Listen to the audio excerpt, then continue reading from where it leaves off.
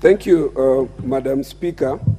As I thank my colleague with whom we are co-moving this motion, the member for Mosop has already set the basis that on Thursday, the 17th of November 2022, the government issued a directive that in effect would allow the importation of 10 million bags of GMO maize. And secondly, against this background, there was a cabinet directive on the lifting of a 10-year ban on the importation of maize. Whereas my colleague has focused largely on the question of its impact or effect on the farmers in Rift Valley, I would like to cast this debate in a much larger perspective, namely, first, in three lights. One, I want to underpin it in terms of the authority of this House, and Madam Speaker, members, under Article 94(5). The provisions there are very clear, and they state that no person has the authority to make any provision that has the force of law other than Parliament. So against this debate, we must always remember that we also have the Statutory Instruments Act and a committee which we have set in place in form of the Committee on Delegated Legislation. It is my position that under Article 94(5) and the Statutory Instruments Act, a decision as serious as one lifting the ban on GMO ought to have the seal of approval of this House. The second point that I want to underpin this debate is Article 118 of the Constitution as read together with Article 1.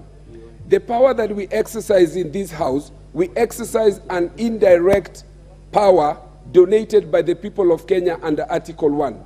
Under Article 1, the sovereign power can be exercised directly or indirectly. When they exercise it directly, they may exercise it by way of a plebiscite in a referendum, by way of a vote in an election, by way of being engaged in public participation. The lifting of this ban has been done against the background of a 10-year lift, and that lift, together with the report of a task force that was put in place to inquire into the health, safety, and other impacts of GMO introduction into this country, that report has never found its way into this House. That report has never been subjected to the committee that oversights the questions of delegated legislations and regulations in this House, Madam Speaker.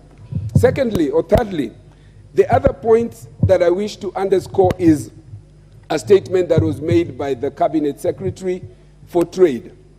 The Cabinet Secretary for Trade appeared to be suggesting that we could as well import GMO because there are 1,000 ways in which people could die in this country. So introducing another form of death appears to him to be something that is so casual.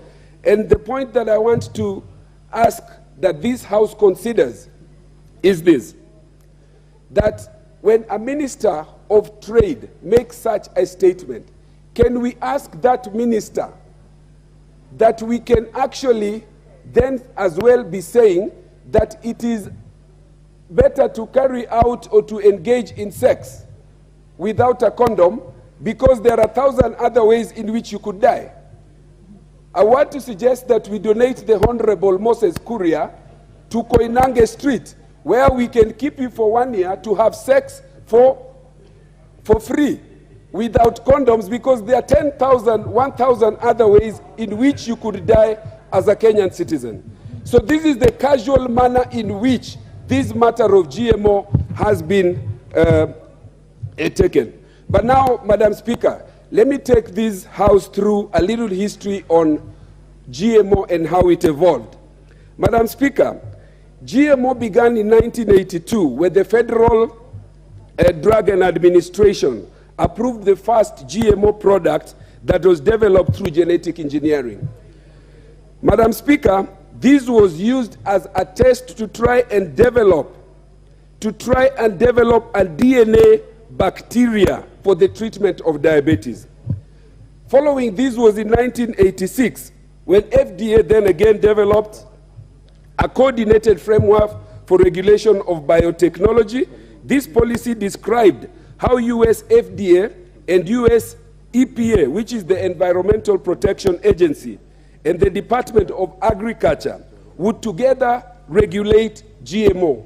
So the question is, even as we look back to where the US has come, a technology that is 1982, I believe I was in Form 1 then. This is very recent technology.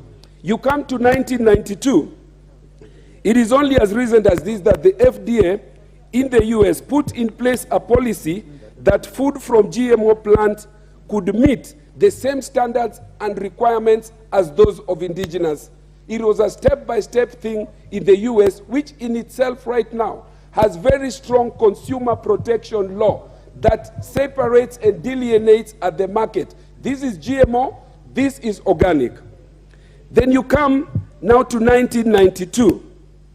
And then in 1992, where these standards were now allowed, you find that in 1992, the first GMO food product that was allowed to be consumed in the name of Flava and Sava tomato in 1994. This is barely 28 years ago. So it is surprising that the CEO of a multinational company by the name of Bill Gates would come to this country and mislead the Kenyan citizens that he has been consuming GMO food for as long as he has been alive. Bill Gates, if my check was correct, Bill Gates was born in 1955. GMO, the first introduction of GMO tomato, was in 1994. So I think even as we engage the people of this country on the question as to whether we can consume GMO, it is important that the facts are properly put on the table. And these are the facts on how to achieve the risk aspects of GMO itself. From the research that I have done, Madam Speaker, GMO poses the potential for increased cases of cancer, cases of infertility, danger to the environment, can pose danger to human and animal life and the ecosystem, and can drastically reduce or eliminate plant diversity. Once introduced, Madam Speaker, it is virtually impossible to stop the transfer where natural crops are grown due to the wind insect.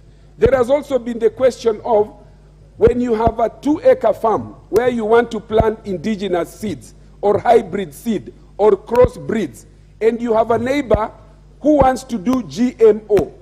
There is absolutely no non-scientific means by which you can be able to prevent the impact of what would happen through pollination, through insect transfer, through wind and other natural ways in which you can be able to prevent your indigenous plants and seeds from being affected by GMO. Madam Speaker, even as we adopt or are attempting to adopt GMO, it is important that this House knows that there are countries, the very same Western countries, that have run away from GMO. In Europe, Germany, France, Austria, Greece, Hungary, Netherlands, Lithuania, Luxembourg, etc. have rejected GMO. In the Americas, Venezuela, Ecuador, Peru, Venezuela have all rejected the question of GMO. In Africa, Algeria and Madagascar and many more.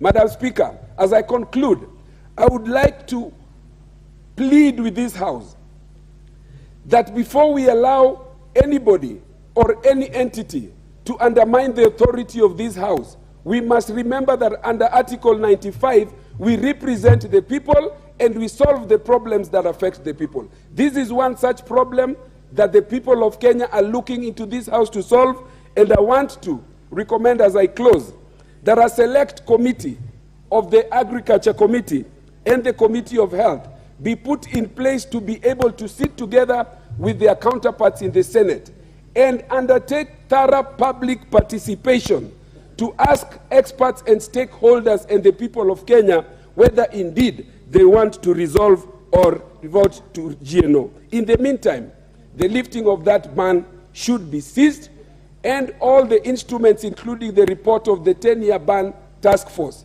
should be brought to this House through the Committee of Delegated Legislation. I thank you, Madam Speaker. Honorable Leader of Minority. Madam Speaker, I will say just a few things. First, Madam Speaker, we all know that this country